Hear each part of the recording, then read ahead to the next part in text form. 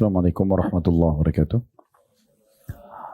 Alhamdulillah, kita selalu saja memuji dan memuja Allah Subhanahu wa taala atas segala nikmat yang Allah limpahkan kepada kita, terutama nikmat Islam dan iman. Karena dengan Islam dan iman kita jadi mengenal siapa pencipta alam semesta ini, termasuk pencipta diri kita sendiri, dan apa tujuan kita ada di muka bumi ini, apa yang boleh kita kerjakan, apa yang tidak boleh kita kerjakan, apa yang bisa kita nikmati dari makanan, pakaian, minuman, pergaulan, pendapatan, dan mana yang tidak boleh. Biasanya dalam agama Islam dikenal dengan halal dan haram. Dan dengan itu kita punya panduan hidup, dan ini sebuah nikmat yang luar biasa. Puncaknya lagi di akhirat kita akan dibalas dengan masuk ke dalam surga yang abadi. Selanjutnya kita panjatkan salam hormat kita kepada utusan Allah Nabi besar Muhammad sallallahu alaihi wa alihi wasallam, sebagaimana Allah telah perintahkan kita untuk mengucapkan salam hormat tersebut. Baik, tentunya ini program yang sangat bagus bila ada keluarga muslim meluangkan waktu, suami istri dengan anak-anak, dengan mantu, dengan cucu, mungkin dengan teman-teman juga yang membantu di rumah, siapa saja yang terlibat.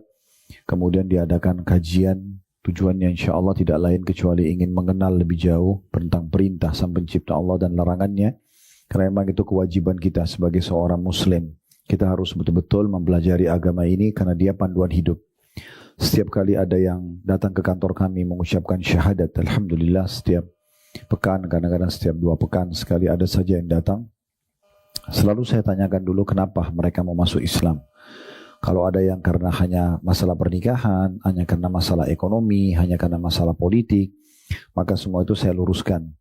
Jadi saya tanya awalnya gitu. Karena ada juga yang datang karena membawa pasangannya, ada yang datang karena memang faktor ekonomi, ada yang mungkin merasa karena Indonesia mayoritas muslim, supaya dia merasa lebih aman gitu. Nah semua itu kita luruskan niatnya. Saya katakan bahwasanya Islam adalah panduan hidup, sehingga ini tidak ada hubungannya sama indikasi dunia. Jadi tidak ada hubungannya. Jangan sampai nanti tidak jadi nikah, atau tidak mendapatkan pekerjaan, atau merasa tidak aman, kemudian dia meninggalkan agama ini. Jadi kalau mau masuk Islam yang benar. Kalau enggak berarti tidak usah menganut agama Islam. Karena ini bukan main-main, ini sebuah panduan hidup. Karena setelah syahadat, semua akan diatur oleh agama Islam. Ya makanannya, ya minumannya, ya pakaian, ya pergaulan, apa saja. Semuanya akan ditata dalam syariat Allah Subhanahu wa ta'ala. Karena setiap muslim akan berkisar di halalan thayyibah. Halal yang Allah bolehkan dan thayyibah berkualitas yang memang Allah Subhanahu wa taala bolehkan kita menikmatinya. Jadi berkisar di situ kurang lebih gambarannya. Jadi poin seperti ini Masya Allah mudah-mudahan jadi tambahan amal buat Bapak Ibu sekalian. Insya Allah karena ini niatnya baik, ya tidak perlu melihat jumlahnya, tetapi bagaimana niat baik kita. Kita ingin supaya keluarga kita jauh lebih dekat kepada agama Islam. Karena sangat sayang sekali banyak orang yang namanya nama Islam, baik suami istri misalnya, atau orang tua sama anak, tapi mereka masih jauh dari agama Islam. Itu disayangkan sekali. Bahkan kadang-kadang kita sulit sekali membedakan mana muslim dan mana non muslim gitu ya. Padahal sebenarnya kita harus menonjol. Kurang lebih di terakhir itu di tahun 1930, 1940-an. Itu di negara-negara Eropa, mereka masih menjadikan negeri-negeri Islam sebagai contoh bagi mereka. Ya, baik dari pakaian, baik dari ekonomi, baik dari politik. Karena masa itu memang Islam masih berjaya. Kita kan kurang lebih 100 tahun lebih saja. Islam itu baru terpecah-pecah. Dulunya masih ada kerajaan-kerajaan Islam yang memang menjadi contoh dan simbol bagi negara-negara barat tentunya.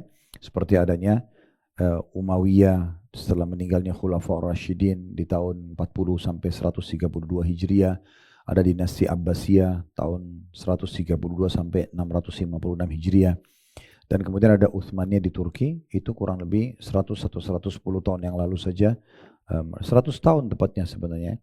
Mereka berubah menjadi republika dan akhirnya tidak lagi menerapkan syariat Allah Subhanahu wa taala. Nah, semenjak itu mungkin umat Islam mulai lebih jauh dari agama mereka. Padahal sebenarnya sebelumnya kita perlu sadari bahwasanya banyak sekali ilmu pengetahuan berkembang dari kaum muslimin. Seperti matematika itu dari Al-Jabbar. Ya, itu sebenarnya Al-Jabbar itu dari Abdul Jabbar namanya. Seorang ilmuwan dari Spanyol, Al-Jaziri yang menemukan aliran listrik, dan ada Farnas dan beberapa tokoh-tokoh ilmuwan yang lain, mungkin ini ada bahasan sendiri, tapi mereka yang telah menjadi contoh-contoh dan rujukan sekarang kampus-kampus besar di Eropa karena kedalaman mereka dalam menekuni ilmu-ilmu itu sebenarnya. Jadi Islam itu sebenarnya bukan agama yang baru, agama yang memang dulunya pernah memimpin dunia dan menjadi contoh bagi yang lain. Jadi satu sisi ini sebagai tambahan selain syariat Allah SWT, sangat wajar kalau kita ingin mempelajari agama kita ini, karena ini agama mendunia, bukan agama yang baru, dan satu-satunya yang Allah Subhanahu wa taala turunkan hanya agama Islam. Allah sebutkan dalam surah Al-Imran, inna dina indallahil Islam. Agama di sisi Allah hanyalah Islam itu sendiri. Baik, karena ada permintaan berhubungan dengan masalah bahasan rukun Islam yang kedua, yaitu sholat, maka saya sudah bawakan bukunya. Buku ini berisikan tentang tata cara wudhu dan sholat. Namun sebelum kita bahas ini, saya perlu sampaikan satu-satunya ibadah yang diperintahkan oleh Allah Subhanahu wa taala kepada Nabi Muhammad SAW yang beliau harus berangkat ke langit menerimanya hanya sholat. Kalau yang lain bakti sama orang tua, jihad, baca Quran, ya, jenguk orang sakit, semuanya, zakat, haji dan umroh, itu Jibril yang datang dari langit membawa wahyu tersebut kepada beliau. Khusus masalah sholat karena besarnya kedudukannya sampai harus ada kejadian Isra dan Mi'raj, kejadian yang sangat besar dalam Islam dikenal, dan ada surah Allah namakan dalam Al-Quran surah nomor 17, surah Isra, perjalanan malam. Dari Nabi SAW jalan waktu itu luar biasa dari Mekah ke Palestina. Waktu itu perjalanan 1 bulan. Karena belum ada transportasi kayak kita sekarang, jadi mereka naik kuda, dan itu kuda tercepat. Baru bisa mencapai ke sana non-stop dipicu kudanya 1 bulan. Pergi 1 bulan pulang. Nabi Muhammad SAW melakukan dalam 1 malam, belum mi'raj ke langit. Makanya kejadiannya sangat unik pada saat itu.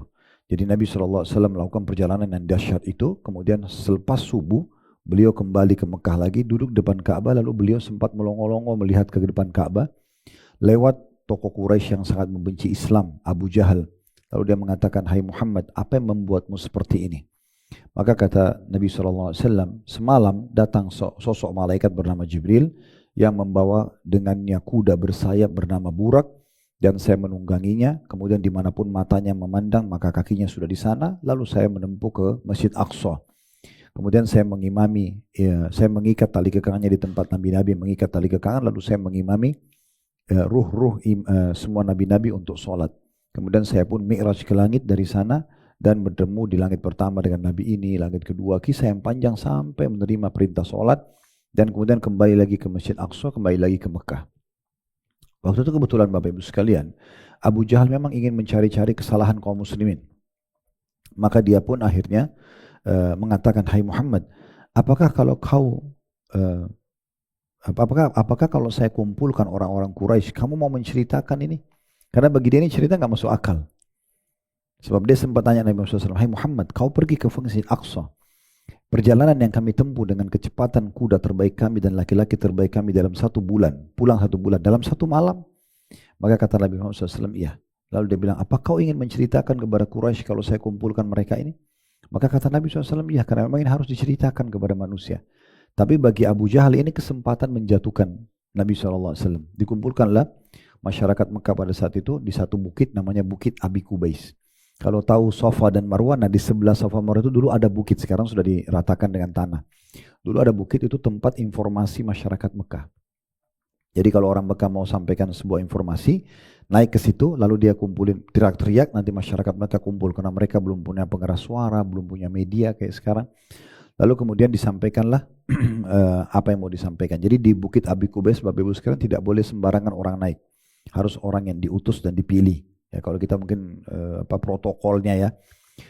Maka Nabi SAW sama Abu Jahal naik ke situ, dan waktu dilihat ada orang di situ, maka masyarakat Mekah kumpul, dan mereka kaget karena ini dua-dua tokoh Mekah. Nabi Muhammad SAW tokoh Mekah, Abu Jahal tokoh Mekah, tapi yang satu Muslim, yang satu kafir gitu. Maka mereka semua kumpul, lalu Abu Jahal teriak sambil mengatakan, hai Quraisy, dengarkanlah apa yang akan diceritakan oleh Muhammad. Maka Nabi Muhammad SAW ceritakan panjang lebar cerita-cerita yang unik. Datang Burak, kuda bersayap, terbang ke Masjid Aqsa, dan seterusnya sampai pulang lagi ke Mekah. Waktu itu tujuannya agar masyarakat Mekah ragu dengan dakwah Nabi Muhammad SAW. Nah waktu itu subhanallah yang terjadi adalah betul-betul masyarakat mulai ragu. Termasuk orang-orang beriman sendiri, ada yang ragu, ya, ada yang sempat ragu. Maka Abu Jahal turun dari Bukit Abi Qubais sambil dengan bangganya dia mengatakan, sekarang agama Muhammad sudah habis. Ya. Karena memang dia pikir orang akan tolak itu. Kejadian yang unik pada saat itu adalah, subhanallah, Abu Jahal mengatakan kepada teman-temannya orang Quraisy, tokoh-tokoh Quraisy di sebuah tempat namanya Darun Nadwa, tempat mereka berkumpul. Ya, Darun Nadwa itu tempat mereka berkumpul. Maka pada saat itu Abu Jahal mengatakan, sungguh agamanya Muhammad sudah habis. Kata mereka, kenapa anda berkata seperti itu? Kata Abu Jahal, karena begini dan begitu. Diceritakanlah kembali kisah Isra Mi'raj dari awal oleh Abu Jahal kepada teman-temannya orang Quraisy. Padahal orang Quraisy belum tahu kisah itu. Kemudian setelah itu Abu Jahal mengatakan, tinggal ada satu orang saja yang kalau satu orang ini kita berhasil goyahkan imannya, kita akan habiskan agamanya Muhammad. Cari Abu Bakar. Nah mereka pun mencari Abu Bakar. Abu Bakar lagi ada di kebunnya di luar kota Mekah. Abu Bakar ini terkenal sekali dengan keyakinannya, ya, dengan akidah. Kalau kita ya, keyakinan itu berarti akidahnya. Maka datanglah mereka ke kebunnya Abu Bakar, lalu kemudian Abu Jahal teriak-teriak sambil mengatakan, wahai Abu Bakar, keluarlah. Abu Bakar keluar. Abu Bakar heran melihat, kok di depan kebunnya ada orang-orang kafir Quraisy dan ada orang-orang Muslim. Ini pertama kali terjadi dalam sejarah Mekah, mereka berkumpul gitu, karena mereka mau dengar jawabannya Abu Bakar. Maka kemudian Abu Jahal mengatakan, hai Abu Bakar, sungguhnya teman Muhammad telah gila. Masa dia mengatakan begini dan begitu. Lalu dia, Abu Jahal ini menceritakan tentang Isra Mi'raj yang terjadi pada Nabi SAW kepada Abu Bakar. Abu Bakar sendiri belum dengar dari Nabi SAW. Maka pada saat itu pun Abu Bakar sudah tahu kalau Abu Jahal ini mau menggoyahkan imannya. Maka dia pun mengucapkan kata-kata yang terukir dalam buku-buku sejarah Islam. Dia bilang, hai Quraisy, ketahuilah, kalau seandainya di depan mata saya ada tembok berwarna putih, terang, kemudian Muhammad mengatakan, tidak hai Abu Bakar, tembok itu hitam, maka saya akan katakan tembok itu hitam dan saya akan dustakan mata saya. Maksudnya saya sangat yakin dengan penyampainya, apapun kalian sampaikan tidak akan menggoyahkan iman saya. Maka dengan itu Abu Jahal terdiam, tidak bisa ngomong karena artinya dia mau goyahkan imannya Abu Bakar. Lalu kemudian Abu Bakar pun segera datangi Nabi SAW yang masih di Bukit Abi Qubais. Kemudian Abu Bakar dari jauh sambil teriak-teriak mengatakan begini, wahai Rasulullah, supaya orang lain dengar. Lalu kemudian orang semua pada balik ke arah Abu Bakar. Lalu Abu Bakar mengatakan sambil jalannya, Rasulullah, telah datang kepadaku Abu Jahal. Dan dia berkata bahwasanya telah datang kepada anda semalam malaikat Jibril membawa kuda bersayap namanya Burak. Anda terbang menuju ke Masjid Aqsa. Anda imami ini, diceritakan panjang lebar sampai pulang lagi sampai tiba di depan Nabi. Begitu tiba di depan Nabi dia mengatakan, apakah itu benar? Maka kata Nabi SAW, benar. Lalu Abu Bakar mengucapkan kata-kata yang juga terukir dalam ukiran-ukiran buku-buku sejarah Islam yang perlu digaris atau dihiasi dengan hiasan emas yang luar biasa. Ukiran emas, karena dia mengatakan, anda pasti benar. Maksudnya dia menekankan kepada seluruh umat Islam yang hadir di saat itu, tidak usah ragu, ini adalah utusan Allah. Maka akhirnya orang-orang pun percaya. Lalu Abu Bakar mengatakan, ya Rasulullah, kami semua di sini tahu Anda belum pernah ke Palestina, Anda belum pernah lihat Masjid Aqsa, belum pernah Anda lihat sebelumnya. Dan di sini ada tokoh-tokoh Quraisy yang sudah pernah ke sana. Bisa nggak sebagai bukti kebenaran apa yang Anda ceritakan, Anda sampaikan kepada kami dan gambarkan kami tentang Masjid Aqsa? Maka kata Nabi Muhammad SAW, pada saat itu Allah Subhanahu Wa Taala membukakan Masjid Aqsa di hadapan mataku. Sehingga aku seperti melihatnya dan menceritakan kepada Quraisy, pintunya seperti ini bentuknya, jendelanya seperti ini bentuknya, masjidnya seperti ini. Dan setiap kali Nabi SAW mengatakan seperti ini dan seperti itu, tokoh-tokoh Quraisy yang pernah ke sana mengatakan Muhammad benar, Muhammad benar, Muhammad benar. Semuanya dibenarkan. Semuanya dibenarkan. Akhirnya orang-orang Quraisy terdiam semua. Jadi cerita yang spektakuler ini walaupun mungkin tidak masuk akal di masa itu, di masa sekarang pun sulit, kecuali dengan keimanan. Maka bisa diimani dan diyakini oleh sebagian besar penduduk Mekah karena keyakinannya Abu Bakar. Lalu kemudian ada satu kejadian juga waktu Nabi SAW dari Masjid Aqsa kembali ke Mekah. Beliau mengatakan, saya sempat melihat dari atas Burak ada satu kafilah dagang Quraisy. Kafilah dagang Quraisy ini Bapak Ibu sekalian terdiri dari sekian belas ekor unta. Mereka jalan sama-sama kayak satu grup lah kalau orang berangkat itu ya. Mereka lewat dan mereka kehilangan untanya. Lalu kata Nabi SAW, saya lihat unta mereka. Lalu saya teriak dari atas mengatakan, wahai Quraisy, unta kalian di lembah itu ambillah. Lalu kemudian mereka mengikuti suaraku. Lalu kemudian mereka menemukan unta mereka. Nah cirinya kafilah itu unta paling depannya itu diikat lehernya dengan kain berwarna merah. Maka kata Nabi Muhammad SAW, kalau kalian mau menanyakan, tunggulah 2-3 hari lagi mereka akan datang. Subhanallah, semua satu kota Mekah waktu itu datang ke satu pintu namanya pintu Bani Syaibah, pintu gerbangnya Mekah. Kemudian mereka kumpul dan menunggu kafilah itu. Ternyata betul datang kafilah itu persis seperti yang Nabi gambarkan. Ya, unta yang paling depan ada kain warna merah, kemudian ditanyakan oleh orang-orang Quraisy Mekah kepada Quraisy yang ada di unta-unta itu. Perlu diketahui masa itu belum ada handphone, belum bisa komunikasi, sehingga belum bisa kontek-kontekan. Maka baru pertama kali ketemu. Maka orang-orang Quraisy Mekah mengatakan kepada orang-orang Quraisy yang ada di kafilah dagang tadi, wahai Quraisy, dikatakan begitu. Ya, kalian dari mana? Mereka bilang kami dari Palestina. Lalu kata orang-orang Quraisy di Mekah, apakah ada sesuatu yang terjadi di tengah jalan kalian waktu kalian sedang menuju ke sini? Kata mereka, iya. Kami kehilangan unta di tengah padang pasir dan kami dengarkan ada suara yang mengatakan, hai Quraisy, unta kalian di lembah itu, ambillah. Kami ikuti dan kami mendapatkannya. Maka tiba-tiba orang-orang Quraisy yang ada di kafilah ini bingung. Dari mana orang Mekah tahu ini? Sementara belum ada yang komunikasi, gak ada telepon, handphone bisa ngomong masa itu kan. Maka mereka balik bertanya kepada orang Quraisy di Mekah. Mereka mengatakan, dari mana kalian tahu informasi ini? Belum ada satu di antara orang kami yang masuk ke Mekah menyampaikan cerita ini. Maka mereka mengatakan dari Muhammad. Maka dengan itu Bapak Ibu sekalian, semua satu Mekah meyakini kebenaran kejadian Isra dan Mi'raj. Ini kenapa kita datangkan kisah ini? Supaya Bapak Ibu tahu tentang kedudukan sholat itu. Jadi ini satu kejadian yang spektakuler luar biasa gitu. Dan sholat ini bukan baru untuk umat Islam. Semua umat-umat sebelum kita juga ada sholatnya. Cuma mungkin mereka berbeda dari sisi jumlah, berbeda dari sisi tata cara dan bacaannya. Tapi mereka juga sholat. Kalau pernah dengar ada hadis Bukhari, Nabi Sulaiman alaihissalam pernah beliau asyik bermain dengan kuda-kuda di kerajaannya sampai beliau lupa sholat asar. Beliau lupa sholat asar. Maka sebagai bentuk taubatnya kepada Allah SWT, beliau menyembelih kuda-kuda tersebut di jalan Allah, dibagikan dagingnya sebagai bentuk taubatnya. Nah itu berarti ada penyebutan tentang sholat asar. Ya. Jadi memang ada sholat-sholat yang dikerjakan oleh orang-orang sebelum kita. Cuma memang perbedaan mungkin di jumlah dan tata caranya. Ya. Karena pertama kali sholat diperintahkan Bapak Ibu sekalian itu 50 rakaat. 50 waktu malah. Ya.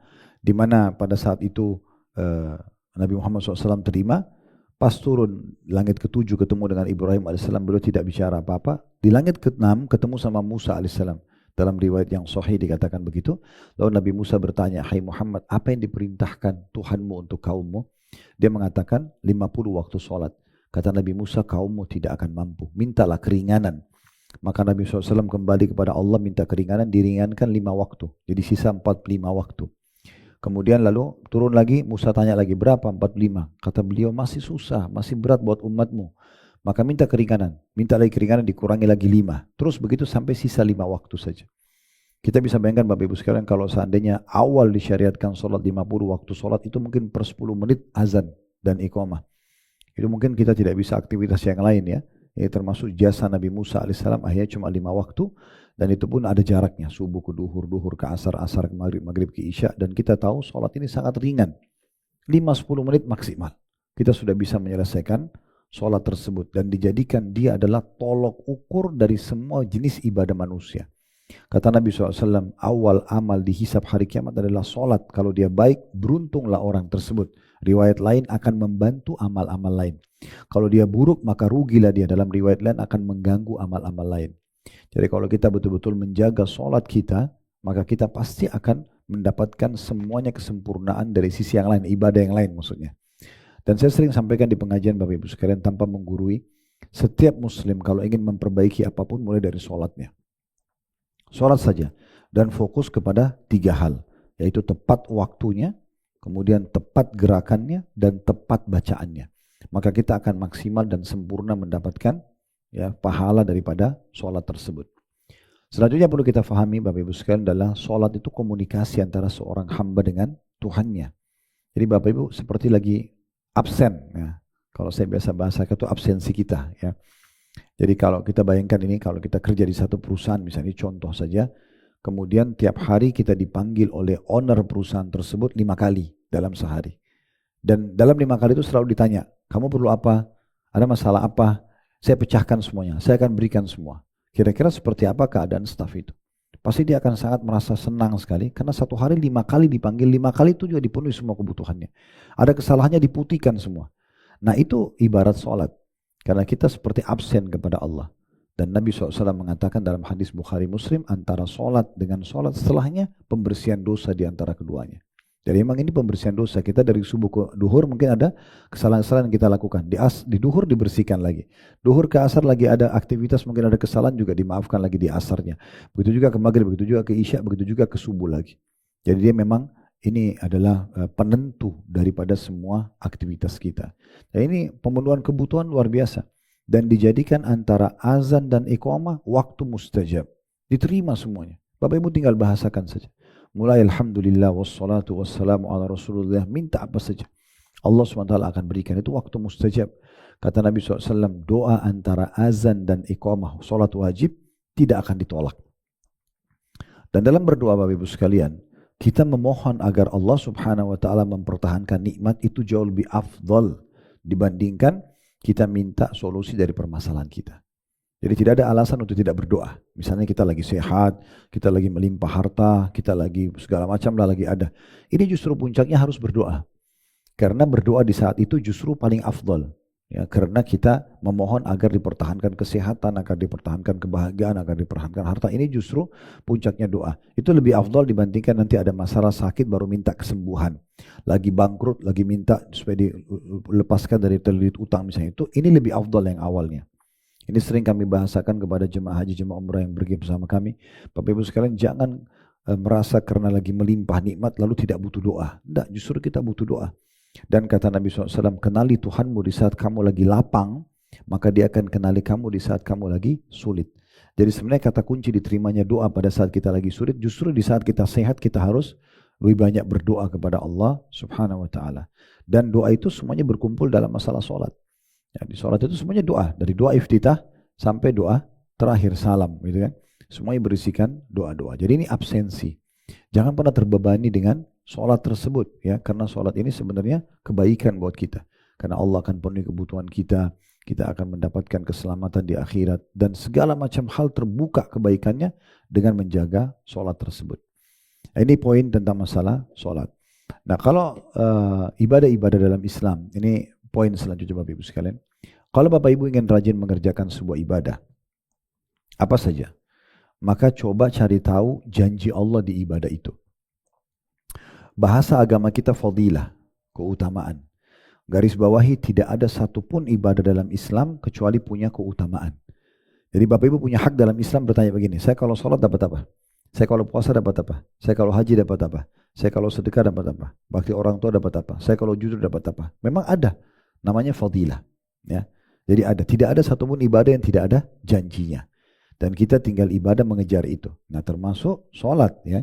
Sholat ini punya keutamaan-keutamaan. Nah, ini perlu Bapak Ibu fahami baik-baik supaya kita selalu bisa konsisten untuk menjaganya, karena kita tahu ada sesuatu yang kita dapatkan di situ. Nah, di antaranya adalah tadi hadis yang sudah saya sebutkan, awal amal dihisab hari kiamat adalah sholat. Kalau dia baik, dia lolos dalam timbangan, maka akan membantu yang lain. Kalau dia buruk, maka akan mengganggu yang lain. Berarti memang kita harus menjaga dia. Sebab kalau kita jaga dia, amal yang lain bisa terbantukan. Hal yang kedua adalah kita sudah tahu hadis Nabi SAW juga, mungkin kalau pernah dengar, ya. Al-ahdu alladhi bainu bainu tarkus salah faman taraka faqad kafar. Perbedaan dasar antara kita dengan orang-orang non-muslim adalah sholat. Sampai meninggalkannya dia telah kufur. Jadi memang tidak boleh orang sengaja meninggalkan. Satu sisi kita dapat keutamaan, sisi lain kalau kita tinggalkan malah berdosa.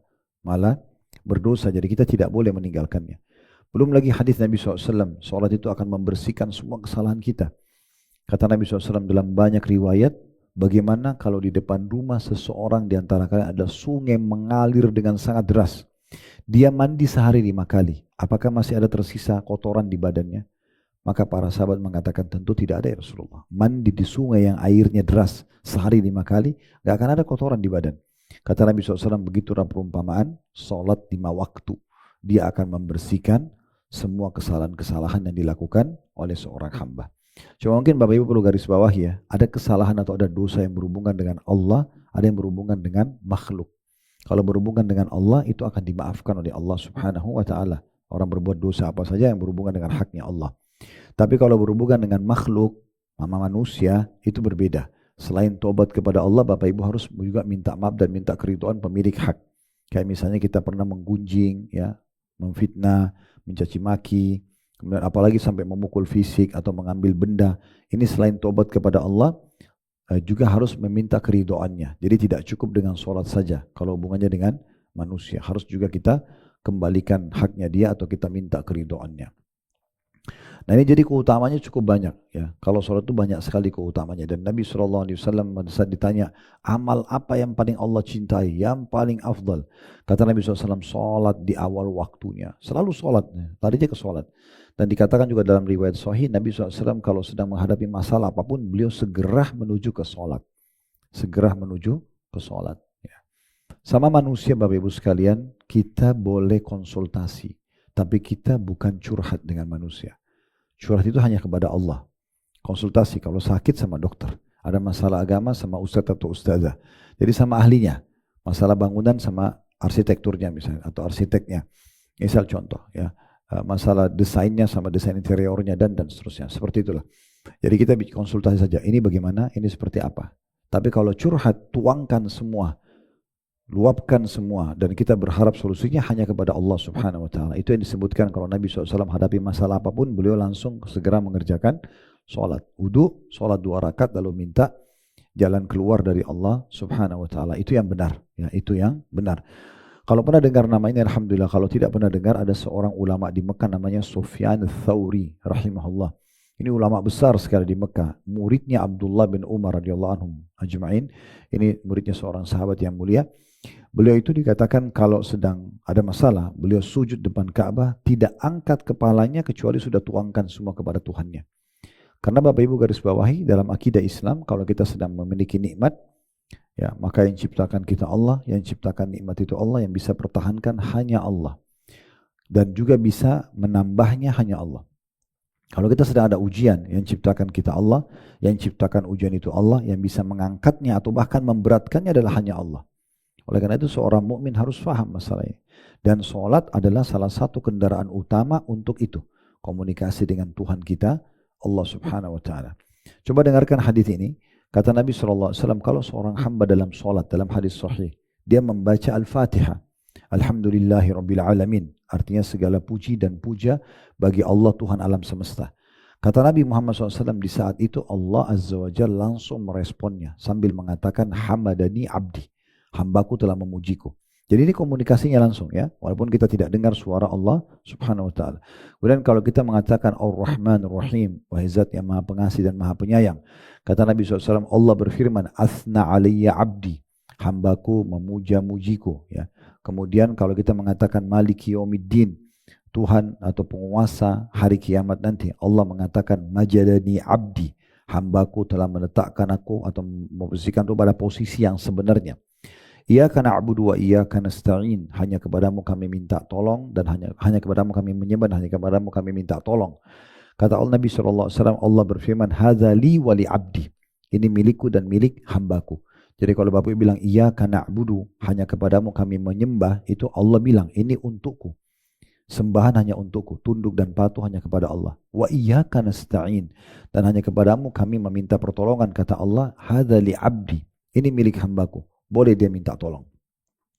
Ihdinas siratal mustaqim, tunjukkanlah kami jalan yang lurus, siratal ladzina an'amta alaihim, jalan yang telah Engkau berikan nikmat kepada mereka, ghairil maghdubi alaihim, bukan orang yang Engkau murkahi.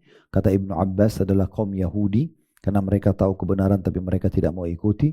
Waladhdallin, dan bukan orang-orang yang sesat. Kata Ibnu Abbas radhiyallahu anhu adalah orang-orang Nasrani, karena mereka mau menyebarkan agama mereka sambil mengatakan Allah punya anak, tapi itu keliru.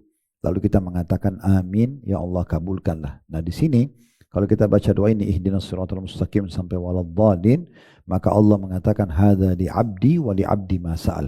Ini milik hambaku dan bagi hambaku apa yang dia minta. Jadi sebenarnya komunikasi yang luar biasa antara kita sama Allah Subhanahu wa taala. Jadi mulai dari takbiratul ihram Allahu akbar, kita mengatakan Allah Maha Besar. Baru kita baca iftitah wajjahtu wajhiya lilladzi fataras samawati wal ard. Aku mengarahkan wajahku kepada Tuhan yang telah mengurus dan menciptakan alam semesta ini. Kan gitu. Atau mungkin ada baca yang lain, Allahumma ba'id baini wa baina khataayaya. Ya Allah, jauhkanlah antara aku dengan dosa-dosaku kama ba'adta bainal masyriq wal maghrib, sebagaimana kau jauhkan timur dan barat. Atau Anda baca doa-doa yang lain, karena doa iftitah itu ada sekitar 6 atau 7 macam. Kita baca Al-Fatihah tadi, kemudian kita baca surah. Habis itu kita ruku, Allahu Akbar, Allah Maha Besar. Yang kita ucapkan, Subhana Rabbiyal Azim, Maha Suci Tuhanku yang Maha Agung. Kita ulangi sampai 3 kali. Subhana Rabbiyal Azim, Subhana Rabbiyal Azim. Dan kalau Bapak Ibu mau lebih sempurna, nanti pelan-pelan kalau sudah sering dibaca ini, bisa divariasikan. Ada 7 macam doa dalam ruku. Ada Subhana Rabbil Azim, Maha Suci Tuhanku yang Maha Agung. Ada Subhanallah, Subhana Rabbil Azim, wa bihamdi. Ada tambah wa bihamdi. Maha Suci Tuhanku yang Maha Agung dan puji-pujian untuknya. Ada Subhanallah Zil Jabarut wal ada Subhana Zil Jabarut wal Malakut wal Kibriyai wal Azamah. Maha Suci Allah yang memiliki kebesaran, kerajaan, ya, dan keagungan. Ada juga Subhanakallahumma bihamdika Allahumma gfirli. Maha suci engkau ya Allah dan segala puji-pujian bagimu, maka ampunilah aku. Nah, ada yang unik itu, doa selanjutnya, Allahumma laka raka'tu. Ya Allah, kepadamu lah aku ruku, wa bika amantu, kepadamu aku beriman, walaka aslamtu, kepadamu aku menyerahkan diri. Raka'a sam'i, telah ruku pendengaranku, wa basari, penglihatanku, wa lahmi dan dagingku, wa dami dan darahku, wa idhami dan tulang-tulangku, wa mastaqalla bihi qadami. Dan apapun yang menopang tubuhku ini. Ini komunikasi yang luar biasa. Kalau kita renungi maknanya, itu kita bisa renungi ya, bagaimana luar biasanya. Mudah-mudahan di buku yang Bapak Ibu pegang insya Allah sudah ada beberapa jenis doa-doa itu ya. Sekarang saya masih coba pandukan dulu kebesaran sholat itu seperti apa sih, supaya Bapak Ibu itu bukan cuma gerakan, jadi faham ini apa sebenarnya sholat itu. Kemudian i'tidal, sami Allahu liman hamidah, artinya Allah telah mendengar siapapun yang memujinya. Sami Allah, Allah telah mendengar. Liman, bagi siapa? Hamidah, yang memujinya. Makanya kita bilang, Rabbana walakal ham. Wahai Tuhan kami, segala puji bagimu. Kan gitu. Kemudian juga kita sujud lagi. Kita baca Subhana Rabbiyal A'la, Maha Suci engkau, Maha Suci Allah yang Maha Tinggi. Ya. Kemudian ada juga yang lain, Subhana Rabbil A'la wa bihamdi, Maha Suci Allah yang Maha Tinggi dan puji-pujian untuknya. Ada sama tadi dengan doa ruku, Subhana Zil Jabarut wal Malakut wal Kibriyai wal Azamah. Maha Suci Allah yang memiliki kebesaran, ya, kerajaan, keagungan. Kemudian ada Subhanakallahumma bihamdika Allahumma gfirli. Ya Allah, segala puji bagimu, ampunilah aku. Ya. Kemudian ada Allahumma laka sajadtu. Ya Allah, kepadamu lah saya sujud. Wa bika amantu, kepadamu saya beriman. Wa laka aslamtu, kepadamu lah saya menyerahkan diri. Sajada wajhi lilladzi khalaqahu wa sawwarah. Telah sujud wajahku kepada zat yang telah membentuknya, ya, dan merupanya. Jadi yang membuat alis seperti ini, mata seperti ini, hidung seperti ini, itu Allah Subhanahu wa taala. Kita puji Allah di saat sujud. Kita mengatakan betul-betul Allah yang setelah menyempurnakan wajah dan ciptaan rupahku ini, fatabarakallah rabbul alamin, maha berkah Allah Tuhan alam semesta.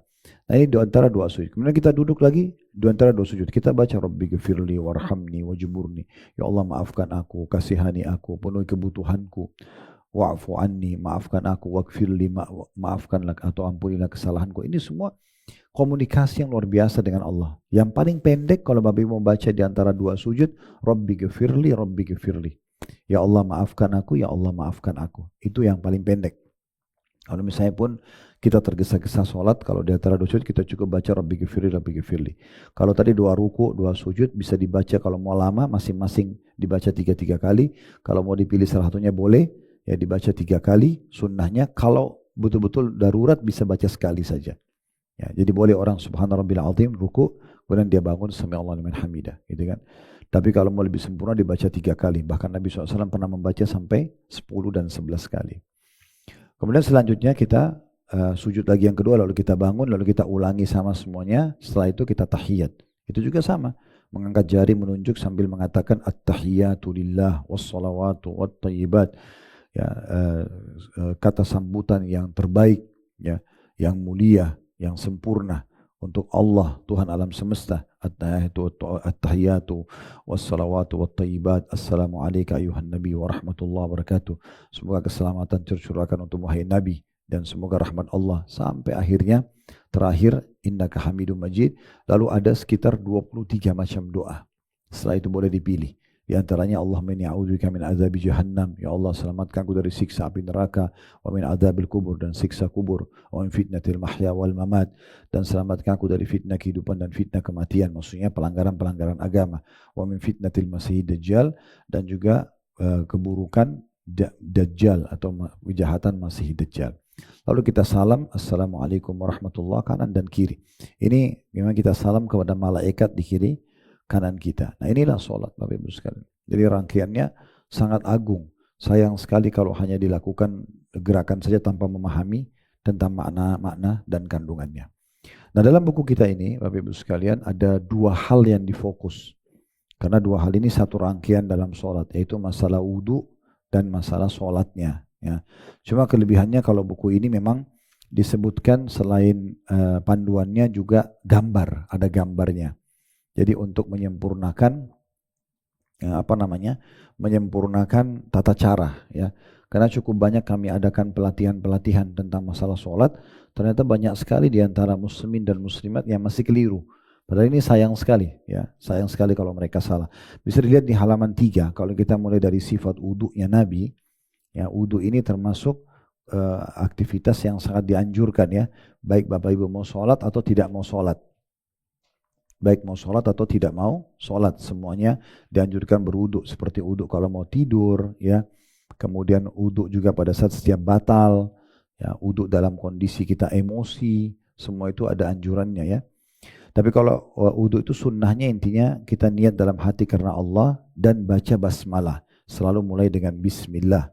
Dan disebutkan dalam hadis la wudu'a liman lam yadhkur ismallahi alaih. Tidak sempurna wudhu seseorang kalau dia tidak menyebutkan bismillah. Dan usahakan Bapak Ibu bersuara. Mirip kalau kita mau makan, ya. Kan sunnah Nabi baca bismillah. Seringkali syaitan buat kita lupa. Karena kalau Bapak Ibu tidak baca bismillah, makanannya diambil sama syaitan. Makanya Nabi SAW mengatakan dalam sebuah hadis yang sahih, kalau siapa yang lupa baca bismillah kemudian dia bilang bismillahi awwalahu wa akhirah, dengan nama Allah awal dan akhirnya, maka syaitan akan memuntahkan makanan yang sudah dicurinya. Jadi memang kita kalau lupa itu dari syaitan. Caranya saya biasa ajarkan, maaf, kepada istri dan anak-anak juga saya bilang, keluarkan suara walaupun kecil, bismillah, supaya kita pasti kita sudah baca gitu. Kadang-kadang lupa. Nah, kalau mau wudu, mau masuk ke satu lokasi, mau naik mobil, mau aktivitas apa, baca bismillah. Mulai dengan itu. Karena bismillah ini betul-betul membawa keberkahan, ya. Karena kata Nabi SAW, kullu amrin la yubda bismillah fahuwa aqta. Semua perkara yang tidak dimulai dengan bismillah maka jauh dari rahmat Allah. Maka mulai dengan bismillah, ya. Kalau Bapak Ibu lagi di kamar mandi nggak apa-apa baca bismillah, tapi di wastafelnya. Yang dilarang itu di kloset, maaf. Jadi di shower lagi mandi, mau wudu boleh baca bismillah. Yang tidak boleh cuma di klosetnya saja. Kalau di masa dulu memang kloset sama kamar mandi dipisah. Kalau kita kan sekarang di masa ini sudah lebih modern, digabung semua. Nah, jadi hukumnya masing-masing. Di tempat shower, di wastafel nggak apa-apa baca bismillah, yang tidak boleh hanya di klosetnya. Karena kalau lagi di tempat buang air besar itu tidak boleh memang menyebut nama Allah sama sekali. Baik, itu kurang lebih. Dan wudu ini punya keutamaan. Bapak Ibu harus sempurnakan, ya. Karena Nabi SAW menyuruh kita menyempurnakan wudu dengan sempurna. Betul-betul harus benar gerakannya dan harus mengenai batas minimal. Ya, jadi kayak misalnya telapak tangan ini minimal. Dia kalau naik sedikit aja, berarti wudunya nggak sah, sholatnya nggak sah. Maka harus hati-hati. Oleh karena itu sunnahnya, kalau Bapak Ibu misalnya pergelangan tangan ini minimal, sunnahnya melebihkan. Siku ini minimal, dilebihkan. Mata kaki minimal, dilebihkan. Nah, dilebihkan ke atas. Kata Nabi SAW dalam sebuah hadis yang sahih, perhiasan seorang mukmin pada hari kiamat akan memenuhi tempat-tempat wudunya. Dalam riwayat lain, cahayanya akan mengenai tempat-tempat wudunya. Dan siapa yang bisa memanjangkan, panjangkanlah. Lebihkan maksudnya. Ya, lebihkan. Makanya Abu Hurairah radhiyallahu anhu pernah wudu, Bapak Ibu sekalian, sambil jubah beliau digulung. Karena tangannya kayak baju ihram, ya. Itu digulung sampai ke pundak beliau, lalu beliau wudu. Waktu siku ini sampai ke lengannya. Lalu ada yang lihat lalu mengatakan, wudu apa ini wahai Abu Hurairah, sahabat Nabi? Maka beliau mengatakan, saya mendengarkan Nabi SAW bersabda, sungguh perhiasan orang mukmin akan memenuhi semua tempat yang tersentuh air wudhunya. Jadi lebih baik kita lebihkan daripada pas-pasan. Dan betul-betul diberikan haknya. Telapak tangan itu betul-betul semuanya sama selat-selatin jari-jari. Ini minimal pergelangan satu. Kemudian baru yang kedua. Kemudian baru yang ketiga. Jadi tidak tergesa-gesa. Itu yang dinamakan dengan menyempurnakan wudhu. Kalau Bapak Ibu sempurnakan, wudhunya sah, berpahala, sholatnya juga jadi sah. Karena berhubungan sekali antara wudhu sama sholat. Dan juga kalau wudhunya benar akan menggugurkan dosa-dosa. Sebagaimana kata Nabi SAW, tidak ada seorang muslim yang berwudhu dengan sempurna, kecuali pada saat dia membasuh tangannya akan berguguran dosa-dosa tangannya. Kalau dia kumur-kumur gugur dosa dari mulutnya. Kalau dia membasuh wajahnya gugur dari matanya. Kalau dia membasuh kepala dari kepala, kalau kaki dari kakinya. Jadi memang ini fungsinya besar sekali. Dan kata Nabi SAW, saya ingin sekali bertemu dengan saudara-saudara saya. Kata para sahabat, ya Rasulullah, kami saudara-saudara Anda. Kata Nabi SAW, bukan, kalian sahabat-sahabatku. Saudara-saudaraku yang akan datang sepeninggalku nanti. Lalu kata para sahabat, ya Rasulullah, bagaimana Anda mengenal mereka? Kata Nabi Muhammad SAW, nanti dari tempat uduk mereka di mahsyar itu akan keluar cahaya yang terang. Bukankah seorang pemilik kuda yang memiliki kuda banyak, tapi ada di antara kuda itu di bagian bulu, bagian dahinya dan keempat kakinya berbulu putih, bisa dibedakan dengan kuda-kuda lain? Nah begitu juga umatku nanti akan datang pada hari kiamat. Jadi mulai dari sini. Nah di halaman 4-nya itu diperlihatkan tentang tata caranya. Makanya di situ dikatakan kemudian disunnahkan membasuh telapak tangan 3 kali sebelum memulai wudhu sambil menyelat-nyelat jari jemari. Dan itu ada riwayat, ini bagusnya buku ini ditulis sekalian riwayatnya. Ada footnote angka nomor 2 itu 3 kali, di bawah ditulis muttafaqun alaih. Muttafaqun alaih maksudnya disepakati oleh Bukhari dan Muslim. Berarti hadis sahih gitu ya. Ini lihat gambar nomor 1. Jadi tata caranya bukan hanya sekedar digosok-gosok tangannya, tapi memang diselat-selatin air di antaranya. Dan dipastikan batas minimal semuanya kena. Yang ketiga adalah berkumur-kumur, kemudian berkumur-kumur, yakni memutar-mutar air dalam mulut, kemudian mengeluarkannya. Jadi tidak hanya sekedar masuk dibuang, tapi dimasukkan ke mulut, kata ulama, diputar semuanya, dirongga seluruh mulut kita di bagian dalam. Dan kalau ada yang bisa memasukkan jari telunjuknya di antara gusi, gigi, itu sangat bagus ya. Jadi dia menyempurnakan, nanti akan jatuh dosa-dosa yang ada dari mulut tersebut. Yang keempat istinsyak dan istinsar. Istinsyak artinya memasukkan, menghirup air di hidung. Hirup air. Jadi Bapak Ibu ambil 1 cakup air di telapak tangan. Kalau sudah kumur-kumur tadi, kalau mau kumur-kumur sama mau cuci hidung. Ini 1 kali ya. Setelah cuci telapak tangan 3 kali, ambil air 1 cakup di telapak tangan kanan, setengahnya dikumur-kumur, setengahnya dihirup. Dihirup di hidung. Kecuali lagi puasa. Ya, kalau lagi puasa maka dianjurkan untuk kata Nabi SAW, kalau kalian istinsyak atau menghirup air di hidung, hiruplah kecuali kalian sedang puasa, khawatir masuk ke tenggorokan. Nah setelah itu istinsar. Istinsar itu Bapak Ibu sekalian mengeluarkan dengan tangan kiri dari hidungnya. Jadi caranya sekali lagi 1 cakup air dari keran kita ambil, setengahnya dimasuk ke mulut, kumur-kumur terus, jangan berhenti kumur-kumurnya. Lalu dihirup air di hidung sambil tetap kumur-kumur. Lalu dikeluarkan dengan tangan kiri yang dari hidung dengan kuat, baru yang hasil kumur-kumur mulutnya dibuang. Itu 1 kali. Kemudian 2 kali, kemudian 3 kali, seperti itulah. Dan ini digambarkan di situ, ada gambar nomor 3 sama ada gambar nomor 4. Jadi memasukkan air dengan telapak tangan ke mulut sebagian dan sebagian dihirup. Kemudian gambar nomor 4 itu istinsarnya, maksudnya dikeluarkan dengan tangan kiri. Selanjutnya, jadi kalau Bapak Ibu mau lihat di halaman 6 itu ada hadisnya ya, bersengatanlah ya, atau semangatlah, lakukan dengan kuat dalam istinsyak, menghirup air di hidung jika engkau sedang puasa. Sebagian ulama ada mengatakan ini terapi flu ya. Jadi kalau lagi flu, hidungnya lagi buntu, coba istinsyak, masukkan air dengan kuat, hirup lalu dibuang dengan kuat, itu subhanallah cepat sekali ya memperbaiki hidung yang buntu. Yang kelima, membasuh wajah, dan itu dikasih titik-titik di situ supaya jelas wajahnya yang mana. Dari tumbuhnya rambut di atas sampai ke dagu, dan dari kuping kanan ke kuping kiri. Dan ini harus semuanya terkena ya. Kemudian selanjutnya kalau di gambar nomor 7 itu 5 sama 6 wajah. Gambar nomor 7 ini khusus bagi orang yang punya jenggot ya, mungkin dia menyelat-nyelatkan air di jenggotnya itu termasuk sunnah Nabi alaihi salatu wassalam. Kemudian yang keenam itu membasuh tangan sampai siku. Jadi bisa dua cara. Cara yang pertama gambar nomor 8. Jadi Bapak Ibu ambil keran air dari telapak tangan depan ke siku. Ditarik ke bawah, dipastikan sikunya kesentuh, kemudian baru diputar ke atas. Ya. Atau dari atas, kerannya dibiarin jalan ngalir ke bawah, baru ditarik lagi ke bawah. Jadi dari bawah ke atas. Ya. Jadi sekali lagi bisa dari sini kita tarik, tapi pastikan ini siku kena, ini siku bagian soalnya. Kalau ini sedikit tidak kena bisa nggak sah, wudunya nggak sah sholatnya. Kemudian baru diputar ke atas. Ini 1, terus 2, kemudian baru 3. Atau sebaliknya, kalau mau dari sini bisa air kerannya jalan, ditarik dari sini ke depan, terus diputar, tetap diputar ke bawah. 1, 2, dan 3. Itu digambarkan di poin nomor 8 dan poin nomor 9. Kemudian poin nomor 7, di gambar nomor 10, 11, dan 12, masalah mengusap kepala dan kedua telinga. Jadi caranya, Bapak Ibu ambil air di telapak tangan, kemudian disentuhkan di awal kepala, ditarik ke belakang, sampai ke tengkuk kita, di leher. Kemudian ditarik lagi ke depan, setelah itu jari telunjuk masuk ke dalam kuping, dan ibu jari mutar di belakang.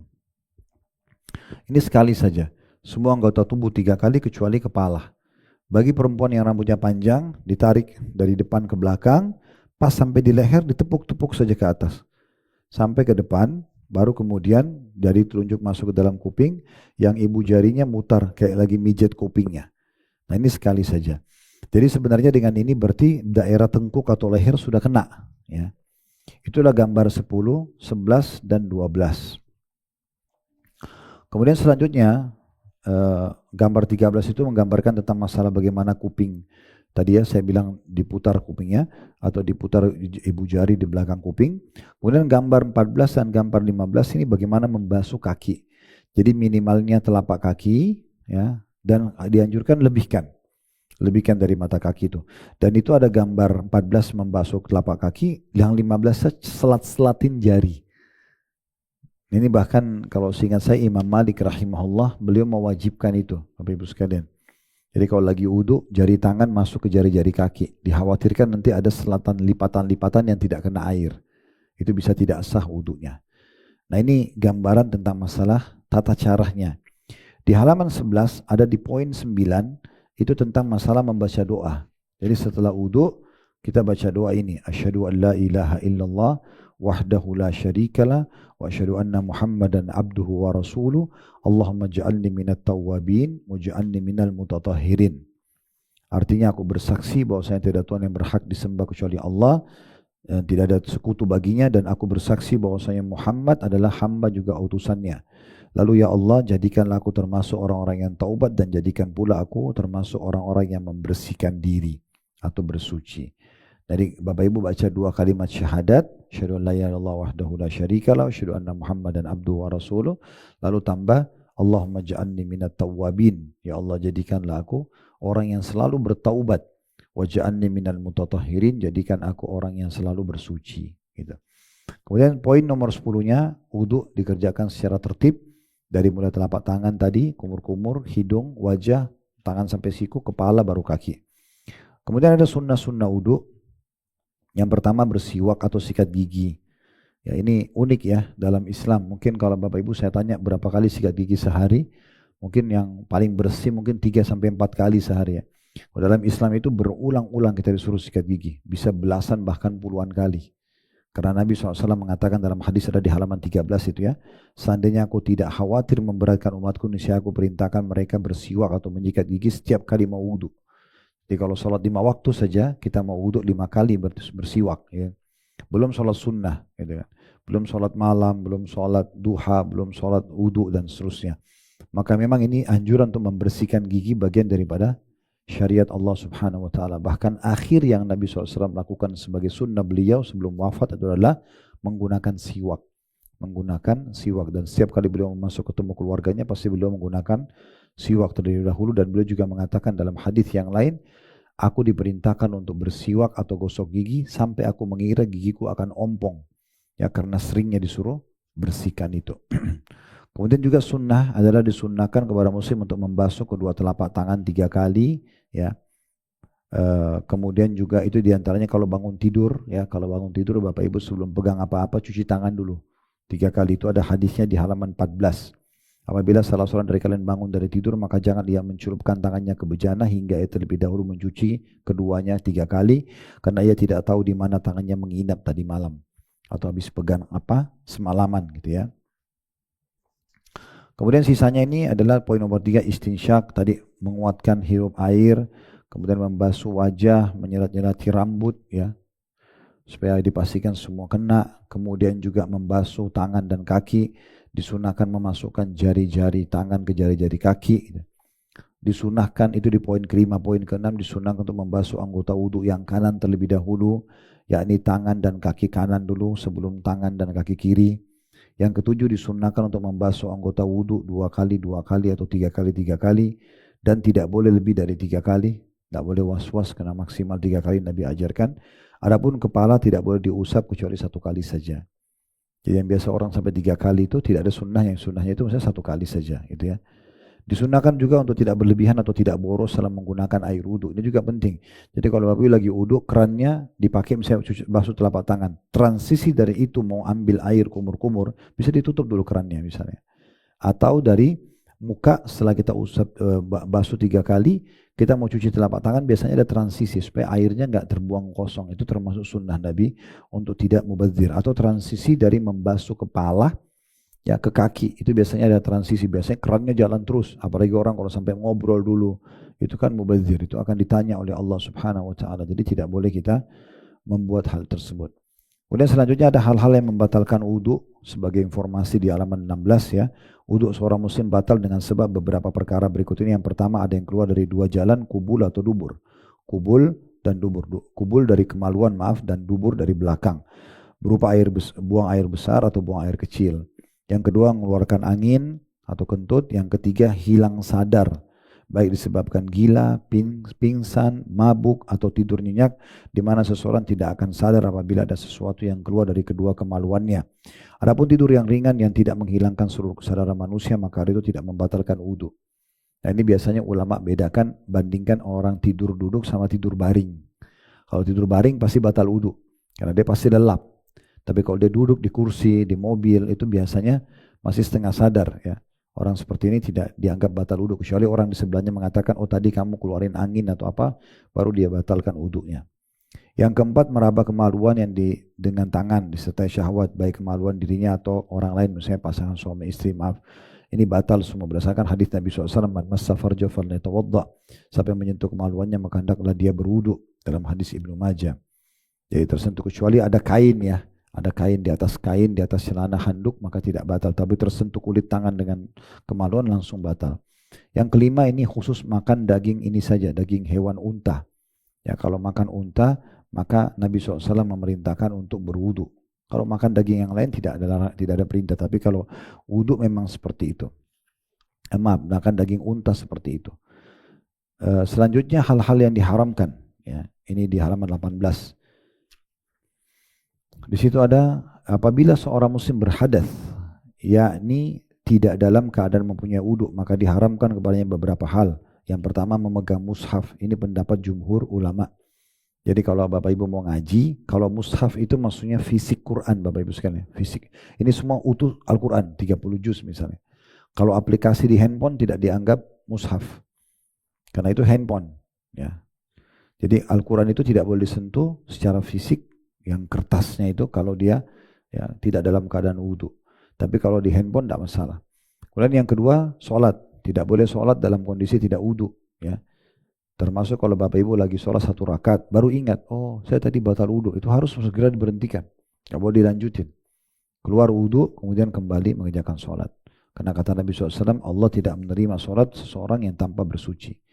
Itu ada footnote nomor 24 di bawah, di halaman 19, HR atau hadis riwayat Muslim. Yang ketiga, seseorang yang berhadas dibolehkan sujud tilawah, ya, dan sujud syukur, karena keduanya bukan sholat, namun yang lebih utama adalah berwudu terlebih dahulu sebelum melakukan keduanya. Sujud tilawah itu Bapak Ibu sekalian, sujud kalau baca ayat ada kata-kata sujudnya, ya, seperti misalnya wasjud waqtarib, ya, itu disebutkan. dalam Al-Quran misalnya. Pokoknya biasanya kalau Quran kita sekarang sudah ada di garis bawahi atau ada kayak gambar kubah kecil biasanya gitu ya. Itu ada kata-kata sujud, kita sunnahnya sujud, namanya sujud tilawah. Kata Nabi SAW, kalau seorang anak Adam sujud kepada Allah pada saat sedang membaca ayat seperti ini, maka syaitan di sebelahnya sambil menangis berkata, dia telah diperintahkan sujud, maka dia sujud. Aku diperintahkan baginya surga dan aku diperintahkan sujud, aku tidak mau sujud, maka bagiku neraka. Maka kita di sini berbeda sama syaitan, kita sunnahnya sujud. Kalau sujud, tapi sujud tilawah tidak harus dalam kondisi wudu. Misalnya Bapak Ibu lagi putar tilawah di TV di rumah, lewatlah ayat tentang sujud, kita mau sunnahnya sujud, kita sujud. Yang penting tertutup aurat, biar tidak wudu boleh. Sama sujud syukur. Setiap terima berita baik, kita boleh sunnahnya sujud syukur. Nabi Muhammad SAW itu kalau disampaikan berita baik apapun, beliau langsung hadap kiblat, langsung sujud saja. Ya, tanpa ada takbir, tanpa apa, tinggal sujud saja sebagai niat syukur kepada Allah. Dalam sujud kita bilang Alhamdulillah, bersyukur kepada Allah. Yang keempat, ini tidak boleh tawaf. Ini juga khusus di Ka'bah tanpa wudu. Ya, jadi orang kalau batal wudu harus dia wudu lagi baru kembali mengerjakan tawaf. Karena kata Nabi SAW, at-tawafu bil baiti sholah. Tawaf di Baitullah itu termasuk sholat. Hadis nomor 25 di bawah, riwayat Tirmidzi. Ya. Juga Rasulullah SAW berwudu sebelum tawaf.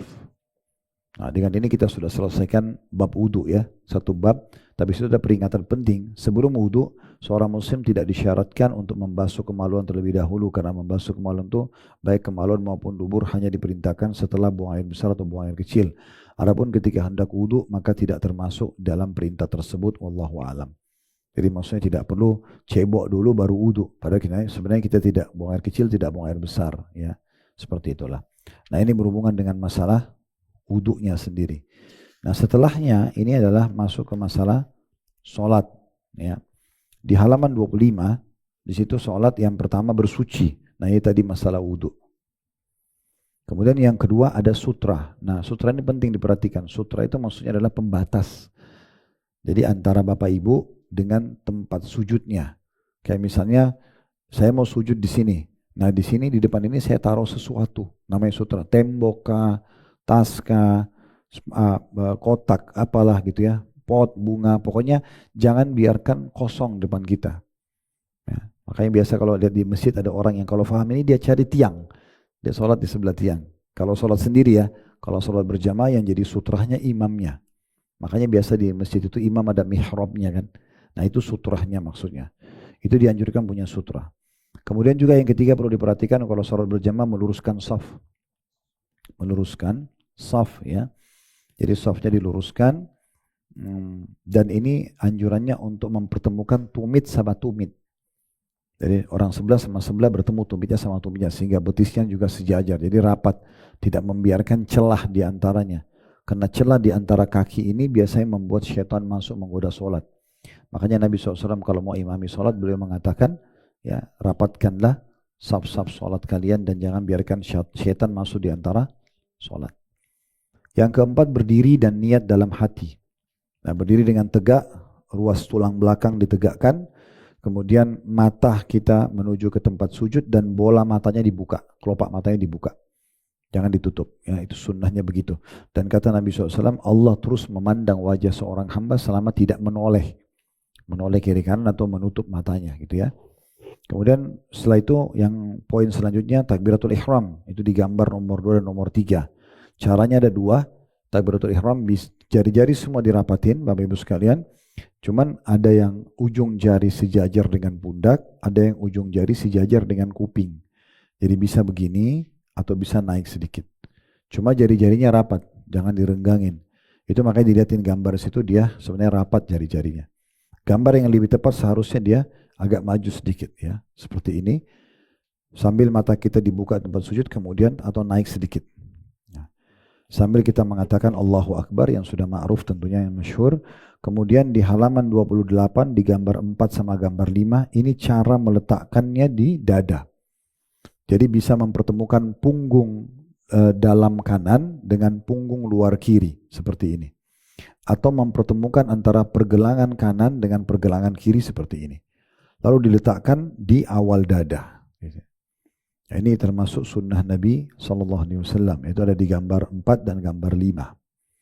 Nah, jadi ini yang lebih tepat ya. Kalau ada orang meletakkan di bawah pusarnya, ada orang taruh di samping lambungnya, ini belum pernah disebutkan dalam riwayat. Dan Bapak Ibu bisa lihat sendiri perbandingannya ya.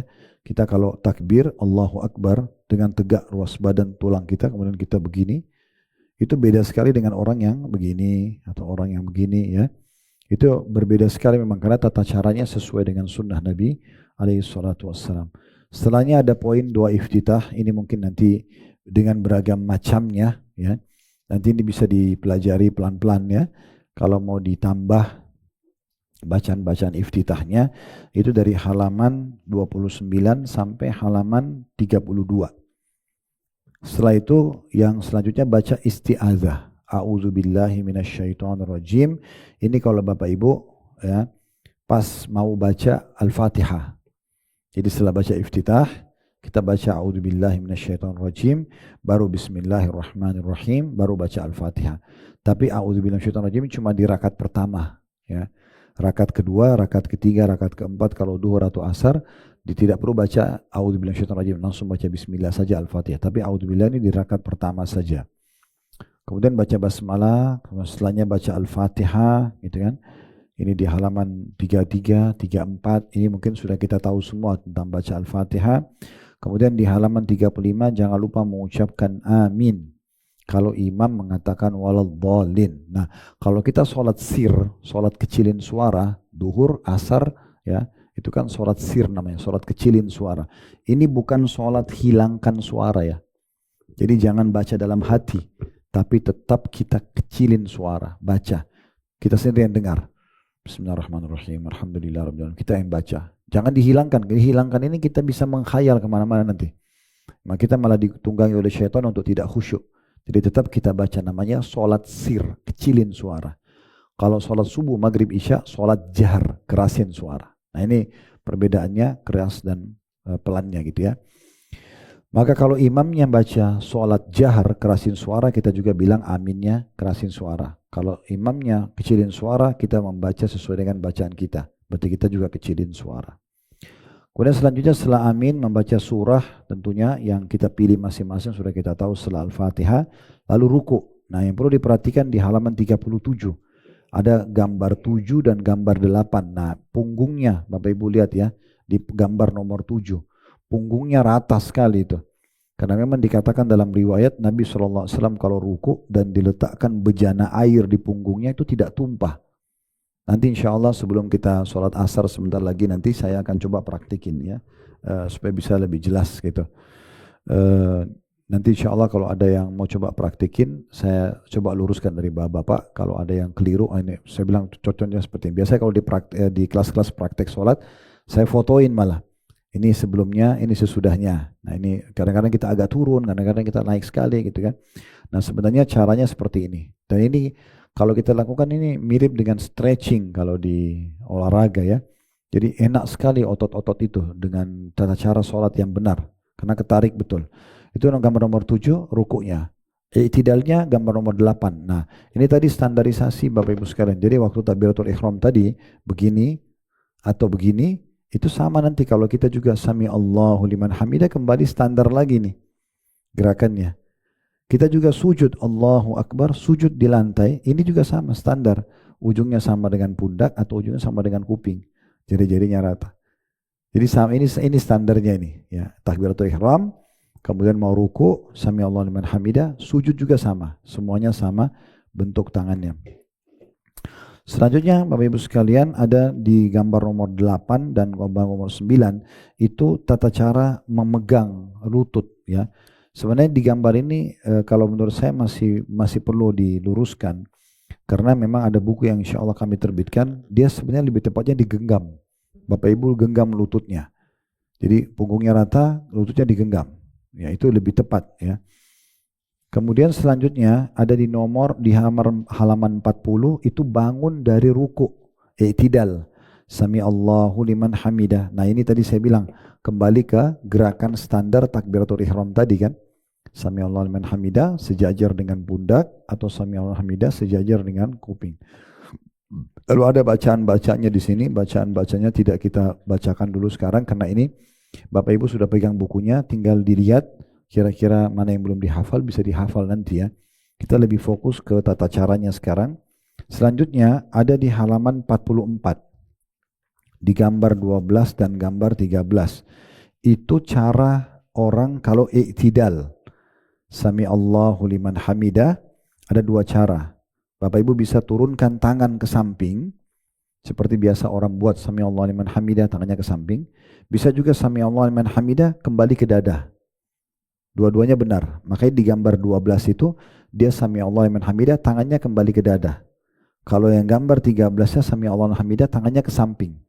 Ini kenapa Bapak Ibu sekalian ada dua cara begini? Karena disebutkan dalam riwayat, Nabi SAW itu kalau bangun dari sujudnya, ya, maka tubuh beliau atau anggota tubuh beliau kembali seperti semula. Nah, seperti semula ini apakah sebelum takbiratul ihram atau sudah takbiratul ihram? Kalau sudah sebelum takbiratul ihram tangannya ke samping. Setelah takbiratul ihram tangannya ke dada. Makanya dua-duanya dibenarkan. Selanjutnya di halaman 45 gambar 15 dan gambar 14 dan 15 itu tata cara sujud, turun sujud. Bisa dua cara. Bisa di gambar 14 itu kalau lutut dulu baru tangan. Kalau gambar 15 tangan dulu baru lutut. Dua-duanya dibolehkan kalau kita mau turun sujud. Gambar 16 dan gambar 17 tata cara sujud ini tolong diperhatikan baik-baik. Nabi SAW mengatakan aku diperintahkan sujud dengan 7 anggota badan. Dahi dan hidung 1, 2 telapak tangan, 2 lutut dan 2 kaki. Nah, dan caranya bisa diperhatikan secara detail ya. Di gambar 16, perhatikan di situ ada dahi dan hidungnya nempel di tanah. Kemudian telapak tangannya rapat. Ya kan? Rapat. Dan sama tadi, dia sejajar sama kuping atau sejajar dengan pundak. Kemudian perhatikan siku sama tulang rusuk jarak. Tidak rapat. Ya, dikasih renggang. Jadi ini nanti ada sirkulasi udara. Kemudian diperhatikan juga siku sama lutut jauh. Jadi tidak didempet, karena Nabi SAW melarang orang sujud seperti anjing duduk. Jadi sikunya ke tanah atau sikunya kesentuh ke pahanya gitu ya. Makanya di gambar 16 itu jauh semua jaraknya. Kemudian yang gambar 17-nya perlu diperhatikan, lihat telapak kakinya. Dua-dua telapak kaki dipertemukan dan diusahakan ditekuk jari-jarinya. Jadi jarinya juga ikut sujud. Ya, itu di gambar 17. Perhatikan dikasih tanda panah di situ. Karena memang perlu diperhatikan caranya jari-jarinya ditekuk semua dan dipertemukan sekali lagi telapak kaki itu. Nah, di gambar di halaman 48 ada gambar 18, ini cara sujud yang salah. Ya, bisa dilihat di situ ya. Jadi sikunya kesentuh tanah, sikunya kesentuh paha gitu kan. Terlalu dekat antara lambung sama pahanya. Ini semua membuat orang tidak betah kalau sujud. Karena tidak sesuai dengan sunnah Nabi SAW. Baik, kita tutup dengan ini. Bapak Ibu sekalian, setelah ini insya Allah kita sholat dulu. Itu duduk di antara dua sujud. Ya. Ini bisa diperhatikan namanya duduk iftirash. Jadi antara sujud satu sama sujud kedua ada gambar 19 ya.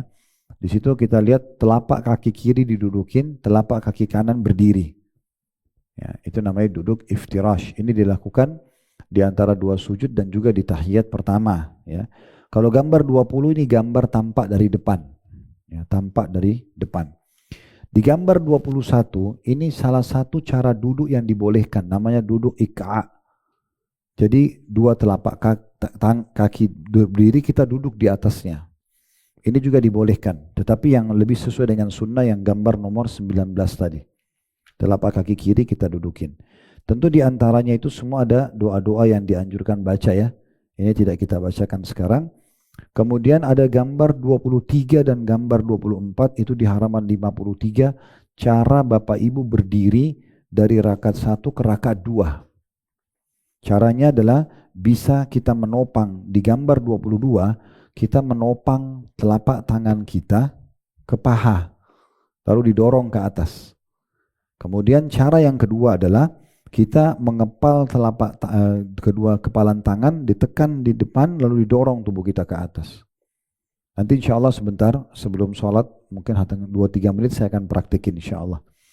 Kemudian yang terakhir Bapak Ibu sekalian di halaman 55 itu cara tahiyat di gambar 24 dan gambar 25. Jadi caranya ibu jari kita dipertemukan sama jari tengah, dibuat lingkaran begini, baru diletakkan di atas paha, ya. Jadi bukan digenggam, ya, tapi ini cuma dipertemukan antara jari ibu jari sama jari tengah, dibuat lingkaran begini, kemudian jari telunjuknya naik. Itu di gambar 24. Gambar 25 cara duduknya. Nah, tentu di sini Bapak Ibu sekalian ada doa-doanya ya. Doa tahiyat ini nanti dibaca aja ya. Bukunya sudah ada alhamdulillah. Ini tinggal dibaca nanti. Ada gambar 26, 27 dan 28. Nah, itu bisa dilihat cara telunjuknya. Jadi yang benar jari ibu jari kita sama jari tengah ini di ujung paha. Ya, jadi kalau ini adalah paha, maka dia di sini ditaruhnya. Jangan di depan sekali, jangan juga terlalu di belakang, ya. Jadi pas di ujung begini. Kemudian itu ada gambar 28, mata kita kalau tahiyat ke telunjuk kita. Mata kita ditelunjuk. Ini semua ada dalilnya ya. Semua ini ada, setiap poin itu ada disebutkan footnote-nya dan dalil-dalil semuanya, gitu ya. Dalil-dalil semuanya. Nah, kemudian ada, kita pindah ke gambar ke 29 dan gambar 30, itu di halaman 60 Bapak Ibu sekalian. Di halaman 60 itu tata cara duduk yang kedua, namanya tawarruk. Ya, tawarruk itu berarti bokong kita yang duduk di tanah. Nah, itu biasa kita pakai di tahiyat terakhir ya. Jadi ini tata cara duduknya tawarruk, dan ini saya yakin tidak asing lagi buat kita ya. Kemudian di situ ada doa-doa yang kita dianjurkan baca sebelum salam. Kemudian terakhir di gambar 31 dan 32 itu di halaman 64. Itu ya tata cara salam.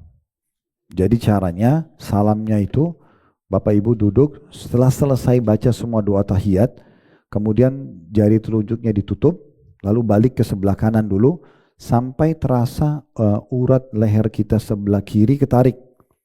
Jadi seakan-akan kita memperlihatkan pipi kita ke makmum di belakang. Assalamualaikum warahmatullah, kita tarik, jadi bukan cuma noleh. Dari Nabi SAW itu dikatakan kalau salam itu sampai putih pipi beliau terlihat oleh makmum di belakang. Jadi beliau balik ke kanan sampai terasa, ditahan sebentar ini, dan setelah itu baru balik lagi ke sebelah kiri, Assalamualaikum warahmatullah, baru kita selesai. Ya, jadi tidak usah mengusap wajah, karena memang sunnah Nabi SAW sampai situ selesai. Nah, terakhir saya juga tambahkan Bapak Ibu sekalian tentang masalah sholat ini. Habis ini kalau bisa kita break sholat, pertanyaan kalau ada mungkin selepas sholat mungkin ya, karena sudah masuk waktu asar. Jadi Bapak Ibu punya juga opsi, kalau mau melakukan sholat, bisa bacaan dulu baru gerakan, atau bisa gerakan dulu baru bacaan. Contoh, misalnya kalau gerakan dulu baru bacaan ya, Allahu Akbar. Atau kita bacaan dulu, Allahu Akbar baru tangannya. Kalau yang saya sarankan, gerakan dulu baru bacaan. Jadi taruh dulu tangannya di dada, Allahu Akbar. Mau ruku juga sama. Ruku dulu, baru Allahu Akbar. Bangun, Sami Allahu liman hamidah. Nah gitu. Terutama kalau jadi imam. Kalau jadi imam itu penting sekali supaya makmumnya tidak mendahului dia. Ya, karena ada larangan makmum mendahului imam. Nah itu penting untuk digarisbawahi. Allahu a'lam. Baik, ini bahasanya insyaallah, kita break sholat. Semoga bermanfaat. Subhanakallahumma bihamdika asyhadu an la ilaha illa anta astaghfiruka wa atubu ilaik. Wassalamualaikum warahmatullahi wabarakatuh.